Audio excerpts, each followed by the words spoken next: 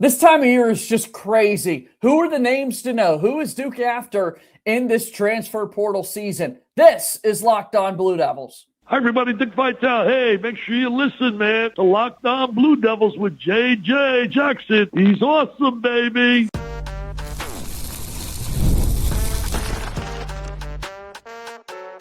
You are Locked On Blue Devils, your daily podcast on the Duke Blue Devils. Part of the Locked On Podcast Network, your team every day. Hello, everybody. Welcome into another episode of the Locked On Blue Devils podcast. My name is JJ Jackson. So great to have you here with us today on Friday, April 10th, 2026. Locked On Blue Devils is your one-stop shop where we discuss everything going on inside the life of Duke Athletics. On today's show, the transfer portal season has arrived. We're continuing to dive into it. Two players have entered for Duke in the likes of Darren Harris and Khamenia. Who are the names to know right now for the Blue Devils moving forward as they continue to build their 2026-2027 roster? We have that conversation with our guy, Ryan Lavoie, who joins us now on the program today. What a busy time of year it is, Ryan. The season ended earlier in the week, and all of a sudden we've jumped into transfer portal mode. Nearly 2,000 players are entering the portal at this point. We've still got a long way until it's all said and done. Hope you're doing well, man. I am doing well, and I think the reporters that follow, that usually follow NBA free agency, probably having a field day with this too, because this is anything that you can ever imagine with player movement on steroids. It's crazy to keep track on guys. You're not sure. Did you see that guy in the portal? Wait, he committed somewhere else already? There's just a ton to go over. We get lost for shows and shows and shows on guys that are valuable that are going to help teams next year that are transferring. Yeah, and you've got just this 15-day window from a Tuesday to a Tuesday to get the job done. And I think the conversation has been interesting. Talked about a little bit earlier in the week that Monday night we celebrate the national championship game. After it's finished, the very next day, we're moving on to the transfer portal. We all agree this is better than it was previously when teams were still in the midst of trying to win it all. But in some respects, I've been thinking this week, man, it would have been nice to let Michigan have a little bit of a moment to celebrate the great run, the great season that it all was. Maybe another day or two before you open up the transfer portal, because now it's like, who cares? You're immediately on to the next season, man. It's emblematic of everything, right? Like there's always been in every sport the way too early top 25 that ESPN does. Like you're watching Sports Center and they've just done the confetti segments and they've done the interviews, and then it's like, okay, here are the odds for next season. Yeah. And so we've already done that in the various sports. And so, yeah, in a perfect world, we would move back the portal a couple more days for them. But at least, as you said, everyone's season can actually conclude, because it's not been that way in college football. And so basketball has it better figured out. They also are afforded that luxury because you're not changing semesters in the middle of the season.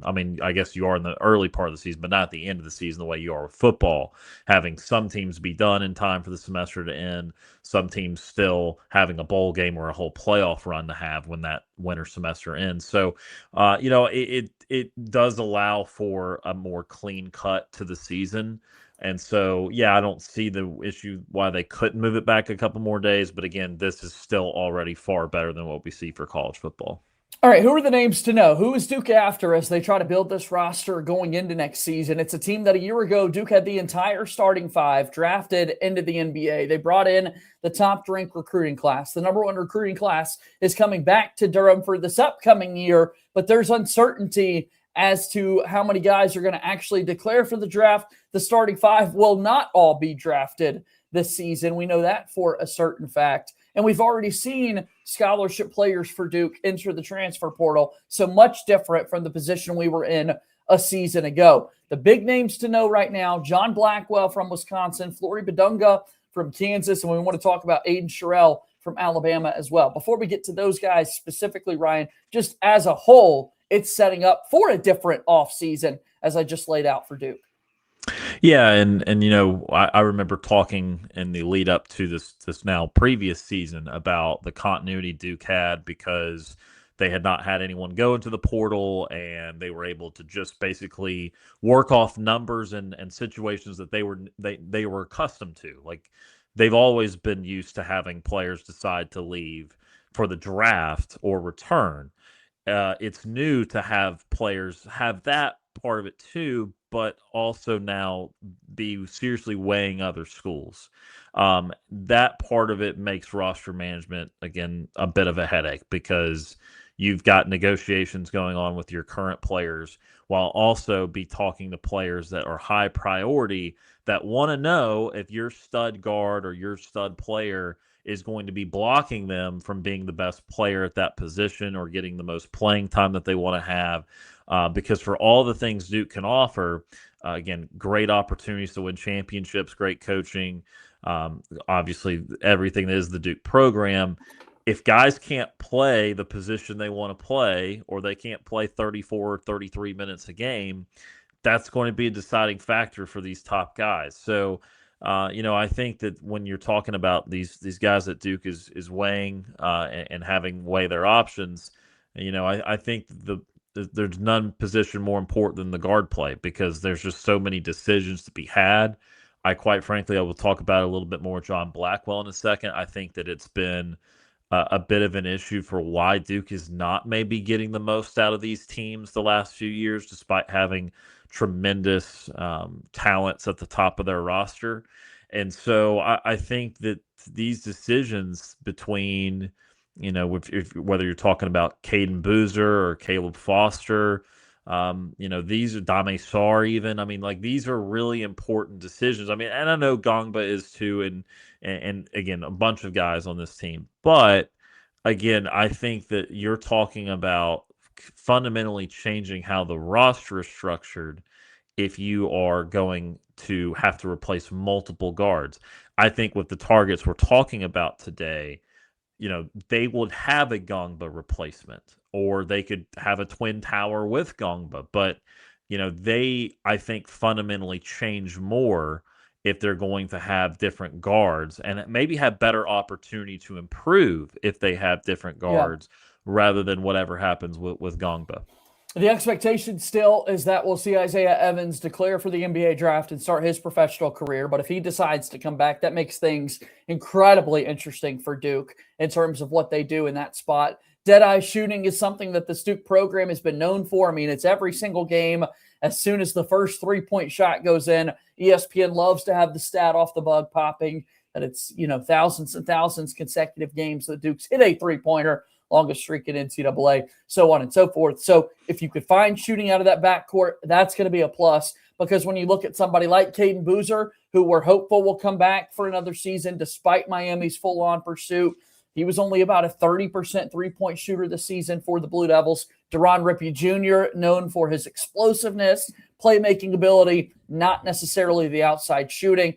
Caleb Foster was the 40+% three-point shooter this season, although maybe there's a world where after these 3 seasons, his time in Durham is done and he looks for a new beginning there. The shooting element from that guard spot, I think, is very interesting. Yeah, I mean, and it kind of contributed to Duke being a pretty average three-point team this season. And if Isaiah Evans was not making them on that particular night, and quite frankly, maybe even if he was, it felt like Cam Boozer's three had the best chance of going in. And again, that goes back into something we saw with Cooper Flagg to a degree, although I know there was a couple of shooters around him, and what we talked about much earlier in the season, where it was just at times it was just like, hey, Cam Boozer just has to be the best at everything. And while he is very capable of doing that, often that's still not the way to necessarily win a title. It's the way to be really good and have the player of the year. But I think that, Caleb Foster's injury obviously changed things a little bit at the end, and it was hard to tell exactly how healthy he was. But you're right. I mean, again, when I think of guard play at Duke since I've been alive, which granted is not incredibly long, but it's long enough to know from, the turn of the century on that these Duke teams always shoot well. And I think that even on these teams that maybe didn't have the guard go to the pros in the way that the Duke seems to have these small forwards and power forwards really be stars and really excel, especially the last 5 or 6 years. Their guards back as far back as early 2000s, and then when they win the title, more than a decade ago now, they have veteran guards that always shoot the ball incredibly well. The national title team, the most recent national title team for Duke had, guys like Quinn Cook that were really incredible college players. It didn't mean they were awesome pros, but they had developed and been in the program so long and got thoroughly better as time went along. Tyus Jones hit clutch threes for that team. As a true freshman, I mean, again, so good that he was even one and done. So your guard play was so good, and they were doing their job from three that, they had a great player down low in Jahlil Okafor, but they complemented that appropriately.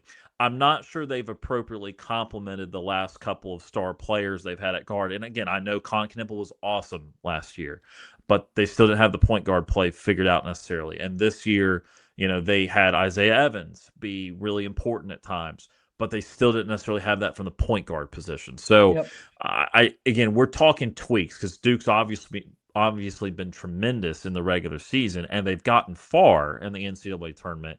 It's just that little over-the-top presence you need to win one or two extra games at the end of the year. So who are these guys? Who's John Blackwell, Flory Bidunga, Aiden Sherrell, all those things? We'll begin to talk about that in just a moment after our first time out here on Locked On Blue Devils. I'm Clea Butler, host of Locked On Women's Basketball, and this is Mazda's Women's Basketball Snapshot, celebrating the work no highlight reel can ever capture. UCLA made history by winning its first NCAA Women's Basketball National Championship, dominating South Carolina 79-51. The Bruins controlled the game from start to finish with elite defense and balanced scoring, finishing the season 37-1. Star center Lauren Betts was named Most Outstanding Player, leading a team effort that capped a 31-game winning streak. Under head coach Corey Close, UCLA secured a landmark title that has been decades in the making. These moments are earned off the clock, those long before the lights ever come on. The sweat, the fakes, the doubt, the scrapes. I'm coming back for more every time. Mazda puts that same drive into every detail. Wins define the moment. Putting in the work, that defines you. There's more to a Mazda because there's more to you.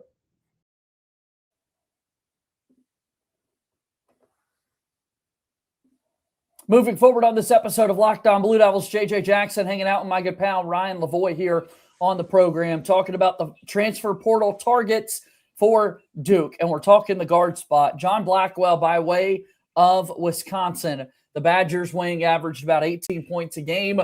He was all-conference selection in the Big Ten this past season, made clutch shot after clutch shot down the stretch. 6'4". He's got some length to him as it continues the trend of Duke not having anybody under 6'4". Deron Rippey will be, a reverse of that trend this upcoming season. But looking at John Blackwell's game, people jump to highlights first. I'm guilty of it myself, Ryan. But man, he looks explosive and a fun player that I think could be a good fit for this Duke team.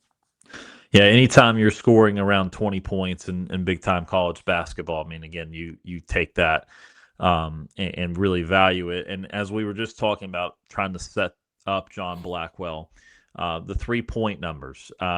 Freshman season didn't shoot a ton of them, didn't play as much, but still 8 points a game as a freshman, shooting 45% from three. His sophomore year was weirdly not great, at least from a three-point percentage standpoint, about 32%. And then his attempts even went up higher to about 7 attempts a game this season, and he shot about 39% from three. So that's probably more accurately who he is. Probably not all the way up at 45%, probably not down at 32%, somewhere in the upper 30s. That leads, especially on that kind of volume, leads yourself into being a tremendous shooter, quite frankly. And as you mentioned, it's not the only thing he does by any means. Great foul shooter. Really good rebounder for the size, by the way, too. I know that's probably not the sexiest thing to talk about, but 5 rebounds a game coming from your shooting guard. Pretty sporty, too, using that athleticism. So I think that ultimately that's the kind of player you're looking for in the portal. The high-impact freshmen, I think, are going to be there again next season for Duke. And I think that they're clearly, by having multiple big man targets, I think that they're prepared for life with or without Ngongba. I think they will be. So I think that Blackwell might be the most important, even though you can argue that some would prefer Flory Bidunga, and I totally understand that. But I think for knowing what Duke has been just a little shy on the last few seasons, I think that having a guard that I feel great about getting 6 or 7 or 8 threes off a night and hitting 38+% of them, I feel really good about that. And that feels very Duke, and it feels very, very much like a successful formula. So, if you have that, then you've certainly replaced Isaiah Evans and probably then some. Yeah, no, I think it'd be a great fit. Obviously, I think it'd be a really exciting get for the Blue Devils. The other team, 247 Sports, is highlighting to watch out for trying to get John Blackwell services is Illinois, another Big Ten team. His father actually played at Illinois, so he's got the family connection there. They were kind of in the mix when he was coming out of high school. So we'll see ultimately if Duke is the spot that he ends up. But a lot of insiders think that Duke is very much so in this. You look across the industry, Blackwell is ranked as one of the premier guards right now in the transfer portal as a whole. And if Duke brings him in, I mean, that's really a major get there as you start to build next year's roster. Let's get to the other guy that you mentioned, and let's talk a little bit about the interior. Let's talk about Flory Bidunga, and a guy that Duke has seen in competition at Kansas this past year. What a fun matchup that was for the Blue Devils. Bidunga was, highlighted a lot this season because Darren Peterson was in and out of the lineup. It was a whole lot of Bidunga making things happen on the interior. And how crazy this would be that Duke was once viewed as a finalist for him in his high school recruitment. He ultimately goes elsewhere. Duke then pivots and gets Patrick Ngongba II in their high school class. And now Duke is very much so open to the possibility of not being an either or with Ngongba and Bidunga, but possibly having both on their roster. Those two names together also so fun to say. Bidunga and Ngongba end up possibly pairing up there for Duke. But from the rebounding, the shot making, the lob threat potential that's there. He's left-handed, which Ryan, we love as lefty shooters. I mean, that'd be fun. It would be, and it would also, again, if you're talking about replacements and then trying to find ways to do even a little bit better than the guy you're replacing. I know he's not as long and lanky as Malik Brown, but he's going to bring similar characteristics in a body that's probably more able to contribute on the offensive end. Bidunga able to nearly average a double-double this year. It was just a rebound short of it. So, he's going to bring great shot blocking. He's going to bring defense. He is going to bring energy. And again, he's going to have a little bit of scoring to him also. So when you're thinking about it, it's like that would be very much a still robust front line if he can be paired with Ngongba. There's other options out there too that would make sense to where he could probably play with another big guy depending on the skill set, just about whoever it would be. So, he's obviously one of, if not the most coveted players in the entire portal. And, it's good to be in conversations with him either way with Ngongba, possibly returning, possibly leaving, because as we just said, I think there's a world where you can imagine them playing together. And Duke has been able to shuffle off these last couple of teams, having, Malik Brown. And look, again, I think Bidunga is more versatile than Malik Brown, but Malik Brown was really, really good at his role. I love him. Yeah, they were still able to get him proper minutes for what he offered, despite having this year Ngongba and Cam Boozer, and the year before having Cooper play the 4 predominantly, and then having Man play the 5. So I think that ultimately they've got the system down pat to play 3 bigs a ton of minutes. And of course we've yet to mention obviously that Cameron Williams is going to come in there and he's going to play a ton, and he's probably going to be awesome from the word go again at power forward. But again, I think that you can fit 3 guys into that rotation, but it's also important that Duke do this obviously, because if they do lose Ngongba, then they need a starting caliber, really quality big, and Bidunga would absolutely be that. It'd be fun, and it seems as though Duke's setting up a visit possibly to meet with Bidunga. However, what we do know is that he's going to be very high up on the price tag, the market that we're seeing, the numbers that are out there. It's just a reality in college basketball. Duke has not been afraid to spend high dollar when it comes to this basketball team. But I do think it becomes a question of how much do you spend where? And if you're having guys like Cayden Boozer back, and I know that's not in the same position, but knowing the price tag likely going to be elevated there, and other play, you bring in a John Blackwell, you return a Dame Sarr, possibly, right? Then obviously all of a sudden that number might be a little more difficult.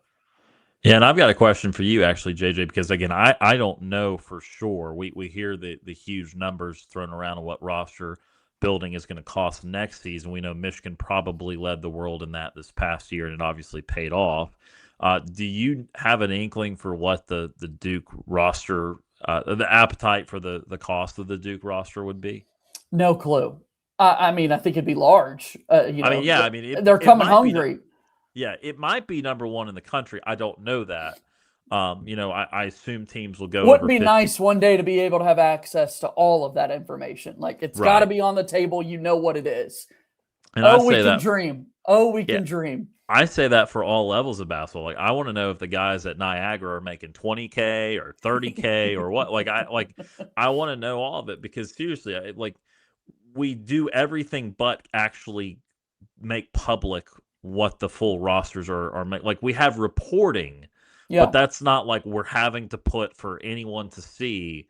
Oh yeah, this guy cost $4 million, this guy was $3 million, and this guy was $2.5 million, and it's going to all add up at the end of the day to a $15 million or $20 million roster. Like, we have these educated guesses and we have the reporting, but I'd love to have the actual numbers. Well, let's go ahead and we'll take our next time out. Another name that we need to look at and discuss for Duke is Aiden Sherrell. Why he fits, why I like that possibly for Duke basketball. We'll do that in just a moment.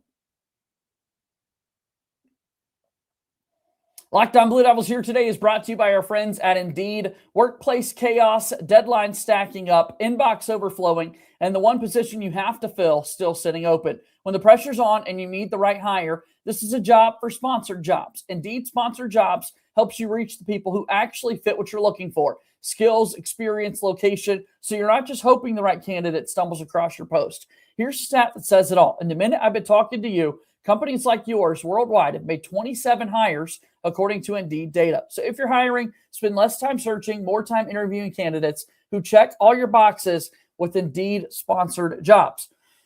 Listeners of this show will get a $75 sponsored job credit to help get your job the premium status it deserves at Indeed.com/podcast. Just go to Indeed.com/podcast right now and support our show by saying you heard about Indeed on this podcast. Indeed.com/podcast. Terms and conditions apply. Need to hire? This is a job for Indeed Sponsored Jobs. Proud sponsor of Locked On Blue Devils.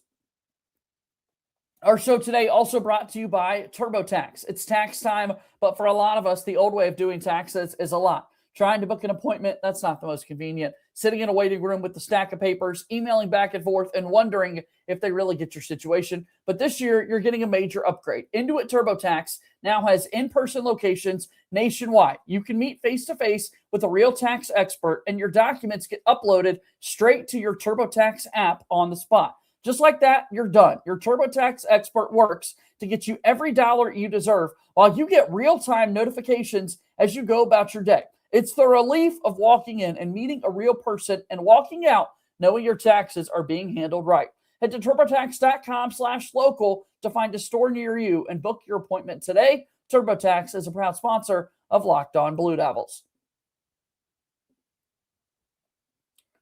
All right, here we go. Ryan Lavoie hanging out with me on the program today. Now we got to talk about Aiden Sherrell by way of Alabama, who is in the transfer portal and is expected to visit with Duke over the course of the weekend. He calls Detroit, Michigan home. He was a prolific prep product in high school, played in 36 games as a freshman at Alabama, started in all 34 games for the Tide this season. And what do you make of the fit there in Sherrell's game specifically? It's interesting. I think it depends which school Sherrell goes to. I think there are a lot of schools in Big D1 basketball that he is a starter and that you're going to be pleased with it. With the way Duke is aligning the chess pieces on the board right now, I'm not sure he would be starting quality. I do think that he showed real improvement, not only from his freshman season, the sophomore season at Alabama, but also down the stretch, because when the Charles Bediako thing happened, I think something woke up in him that he took it a little personally, that they're so desperate to be better at the post position that they're getting a G League guy to test the NCAA eligibility rules. Like, still so funny to say out loud. Sure. Well, and how could you not take that personally? Like, I'm so bad you're trying to break a rule or invent a new one. Like that you take that personally. And I think Sherrell did a better job down the stretch for them. I mean, he's still over 2 blocks a game for the season, a double-digit score. You could hear Nate Oates valued him because they pulled him pretty early when they were. I can't remember who they were destroying in the round of 32 game, but when they were destroying Texas Tech, I think. They hardly played him in the second half because he's like, we need that guy to defend in the Michigan game. Right. Didn't help a ton, but they did lead at half. So, I think that he's a quality player, but, he's not. You better have your other positions feel like strengths. If you're asking him to be a strength for you, probably not. But could he block some shots, get some boards, give you the occasional stretch 3, because stretch 4, stretch 5 position? Sure. I mean, he did, as every Alabama player that's ever played for Nate Oates seems to do, did take at least some threes. So, again, he's a solid player, but do you get revved up, truly excited about him? No, probably not. Yeah, I mean, I look at his numbers on the season, and that 3-point mark at 33%, certainly noteworthy. This past season, and he's been a 33% three-point shooter for his career. The volume isn't anything crazy. It's noted in his story that as a freshman, he hit 2 3-pointers 4 different times, including twice in the NCAA tournament as a freshman, once against BYU when everybody was making shots for Alabama in that game. And then also in the Duke game, he knocked down 2 3-point shots. So Duke saw the 3-point shooting from Sherrell in that matchup, but Duke was able to win in the Elite 8 game against the Tide, and then did it 7 times this year, 7 games with at least 2 3-pointers or more on the season. So be curious to see what that looks like, because as you said, I think you made a great point earlier, even if Ngongba comes back, it's been proven this season that Duke can find a way to keep all of the big bodies in the front court happy. Well, in Sherrell's 3-point numbers, you mentioned, I think, about 2.5 3-point attempts a game. That's an interesting number because it's one of the few numbers where will the guy after Alabama's system, will he actually shoot more at his new team than he did at Alabama? Because no one encourages 3-point shooting more than Alabama. So there is a chance. Great counter from you. Yes. Yeah, there is a chance that he takes less than that. There's a chance he does take more and breaks the record there. But again, quality player. I just, it feels like you need another person in place. If, Ngongba leaves, then you've got Bidunga and then Sherrell. Or, I mean, gosh, it'd be an embarrassment of riches to have all 3. But, that would be a small possibility too. I'm sure there's other schools that are going to end up being involved. But, look, Duke has the power to talk just about everybody. And Duke also has the power to not only talk to everybody, but tell just about everybody to wait on us. We've got other things cooking. So I think it's noteworthy. And again, I think they're barking up the correct trees, but we'll obviously have to see how it all pans out. The wait on us makes me so nervous, for so many people. And I think as we've got on the screen here, we're wrapping up our show today. But again, this timeline that we keep referencing, the transfer portal window open until April 21st, when you have got to make a decision whether or not you want to enter. You don't have to tell the world where you're going to school. The deadline to declare for the draft is April 16th. And someone like Patrick Ngongba II, who at the highest of highs this season was actually viewed as a lottery pick at the next level in some mock drafts out there, which is really impressive for Big Pat. But the injury concerns have him off some people's boards. Maybe you want to come back and make a good earning playing basketball for Duke this year. That date at the very bottom of the screen, though, Ryan, May 27th, the last day that you have to withdraw from the draft process if you want to come back and continue playing college basketball. I did the math. Went to Google. That's 41 days, a 41-day period from the 16th to the 27th. A lot of teams in college basketball, what are we doing here? Who's on the roster? Who's going to decide to stay in this draft process, man? That's nervous. And I know we're about out of time, but I think that it's noteworthy too. I think this is also part of the reason why Duke is engaging with multiple big men right now, because if I would assume Ngongba's not transferring, so he's either coming back to Duke or he's going to go pro. Well, it might also be a situation where he's not sure for sure that he wants to go pro and he wants to do this process. Well, Duke can't just assume that he's going to not like what he hears in the process and then come back, because if they do that and he then doesn't, they don't have enough bodies. They're not going to have signed someone of enough quality or multiple people of quality to replace him. So, Duke has to, I mean, they're used to this. They're used to having guys test the process. They're usually, though, already very sure that these guys are for sure going to leave. So, they, like everyone else, have to be prepared for both sides of that equation. It's happened the last couple of years. Duke at the last hour, Trevor Keels a few seasons ago decided to stay in the draft process, not return to school for another season. Duke very quickly pivoted and had Tyrese Proctor come into school a year earlier, reclassed to come in early. Just this past year, Ryan, Cedric Coward came out of the portal, committed to Duke, and then all of a sudden skyrocketed at the combine, turns himself into a lottery pick. Duke has to pivot once again and get Dame Sarr to come and join their freshman class as he was deciding to come over to college basketball. I kind of forgot about that. And seeing Coward in Memphis this year in the NBA, it's like, Dame would appreciate it for sure. But I don't know. Cedric awesome. might have been an upgrade. Yeah. So, if you do it long enough, every team's got to deal with every kind of situation. So there you go. Duke has dealt with this very recently. And again, they understand it. And they've got the resource. They've got the money. They've got everything you can want to have people actually wait to try to make decisions in the portal based off other guys' pro decisions. Thanks for doing this, Ryan. It's good to see you, pal. Absolutely, man. That's Ryan Lavoie joining me on today's episode of Locked On Blue Devils. Follow him on X at Ryan Lavoie0. Be sure to follow us as well on X at LO_Blue Devils. Most importantly, though, subscribe to us wherever it is that you get your podcasts. Go ahead and leave us a 5-star rating and written review on the Apple Podcast platform. Consider joining our Everydayer Club. I think you'll really enjoy being a part of the conversations. It's ad-free episodes of Locked On Blue Devils. That's pretty awesome. And then most importantly, make sure you subscribe to our YouTube channel. We are closing in on 5,000 subscribers, and I can't wait to celebrate that milestone with all of you guys. I'll have updates over the weekend if Duke gets crazy in the transfer portal. Hopefully they do. Hopefully we could start getting good news as Duke builds their roster for this next season. As always, go Duke. I'll talk to you on Monday. My name is JJ Jackson. Thank you and good day.